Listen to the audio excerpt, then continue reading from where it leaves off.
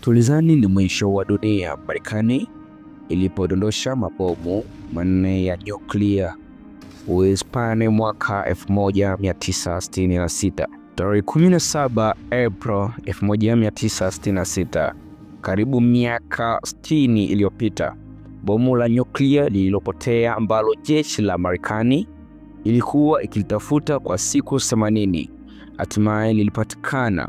Bomu la nyuklia lenye uwezo mara 100 zaidi ya bomu lililotupwa Hiroshima, lililotolewa kwa uangalifu kutoka kwenye kina cha futi 2850, yani mita 869, katika bahari ya Mediterania na kuingizwa kwenye manuari ya USS Petro.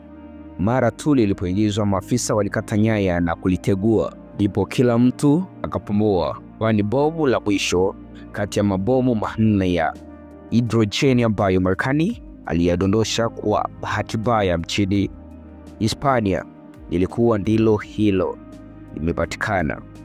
Hii haikuwa ajali ya kwanza kuhusisha silaha za nyuklia, alisema mwandishi wa BBC Chris Brasher. Aliripoti kutoka eneo la tukio mwaka 1968.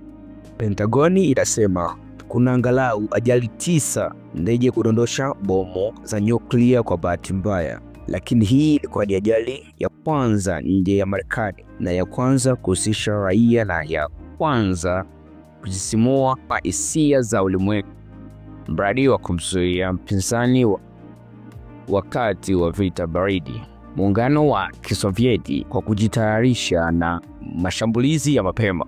Doria za ndege za B-42 zenye silaha za nyuklia zilifanyika mara kwa mara, lakini kufanya doria hizo ndefu, ndege zilihitaji kujaza mafuta zikiwa angani. Hii hapa ni ripoti toka Kakabenja TV, na usisahau kusubscribe YouTube channel yetu Kakabenja TV. Tupo Instagram, Facebook, TikTok, X. Andika Kakabenja TV utatupata.